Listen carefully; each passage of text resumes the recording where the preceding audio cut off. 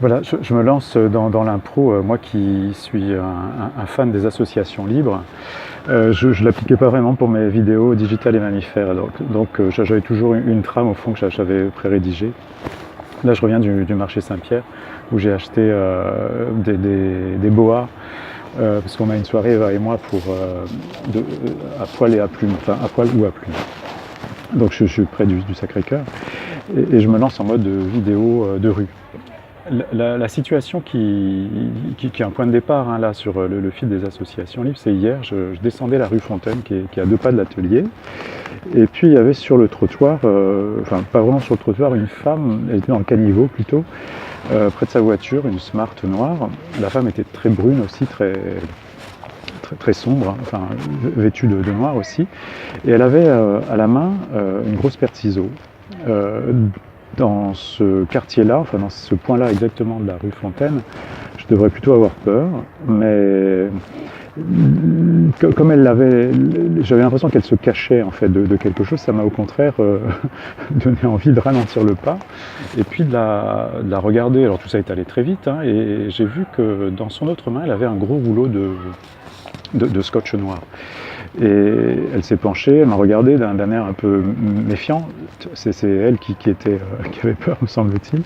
Et elle a découpé un morceau de scotch et elle l'a collé sur sa plaque minéralogique à l'avant en cachant deux, trois chiffres. Et je me suis dit, tiens, elle va sans doute partir en voyage et essayer de passer à travers les radars.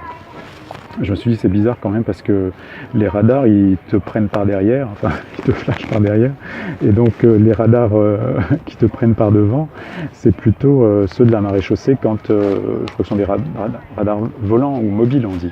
Donc elle va se faire prendre probablement. Et puis donc cette histoire me trottait dans la tête et j'y pensais et on me demandait pourquoi je pensais à cette histoire de malfrate, je ne sais pas si ça se conjugue au féminin.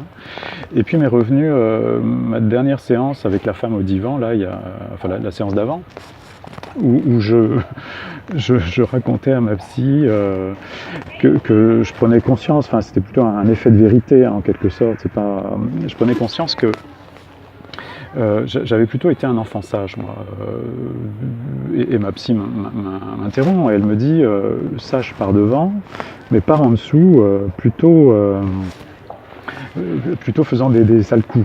Alors je me dis quelle toupée est là, et en même temps c'est pas faux. J'ai arrêté de me battre avec elle et je retrouve toutes les phrases que j'avais jusqu'alors un peu parsemées, bien segmentées, comme une protection au côté pas si sage que ça.